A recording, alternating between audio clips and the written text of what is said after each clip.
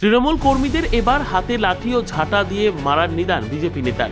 প্রকাশ্য সভা থেকে তার এই বক্তব্য ঘিরে ব্যাপক চাঞ্চল্য।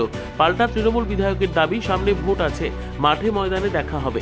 মালদার বৈষ্ণবনগরের 16 মাইলে বিজেপির একটি জনসভা থেকে বিজেপি দক্ষিণ মালদা সাংগঠনিক জেলার সহসভাপতি তারক ঘোষ বক্তব্য রাখতে গিয়ে বলেন, প্রত্যেক মা বোনদের বলছি, হাতে লাঠি ধরবেন, হাতে ঝাঁটা ধরবেন, যেখানেই দেখবেন সেখানেই পেটাবেন। যতক্ষণ না এদের পশ্চিমবঙ্গ থেকে উৎখাত করে ফেলছি ততক্ষণ পর্যন্ত সজাগ থাকতে হবে, রক্ষী হতে হবে। আমরা শুধু সরকারের পরিবর্তন করব না, বাংলার পরিবর্তন করব, সোনার বাংলার পরিবর্তন করব, সোনার বাংলা হবে।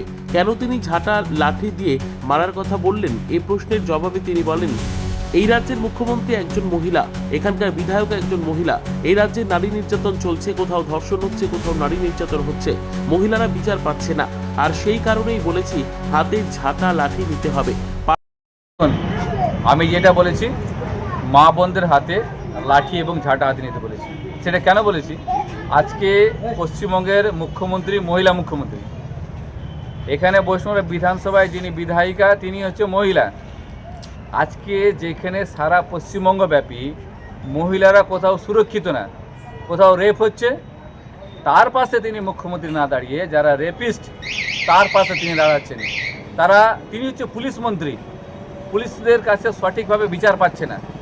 তো মহিলারা যদি একজন মুখ্যমন্ত্রীর কাছে যদি কোনো রকমভাবে তারা বিচার না পায়, তারা কোথায় দাঁড়াবে?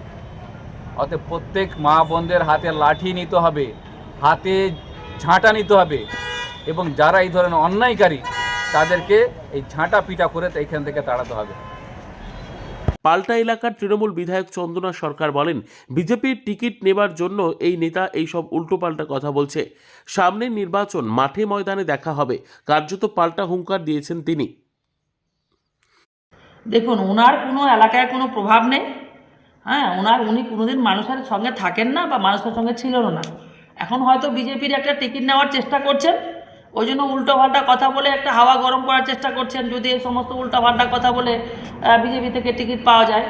তো মাঠের ময়দানে আমরা থাকি, অতএব ভোট আসছে, মাঠের ময়দানে আমাদের লড়াই হবে, লড়াইয়ের ময়দানে আমরা দেখা যাবে কে হারে কে জেতে, কে কাকে ঝাঁটা দিয়ে পেটায়, লাঠি দিয়ে পেটায়, সেটা তো দেখা যাবে, সময় আসতে দেখা যাবে।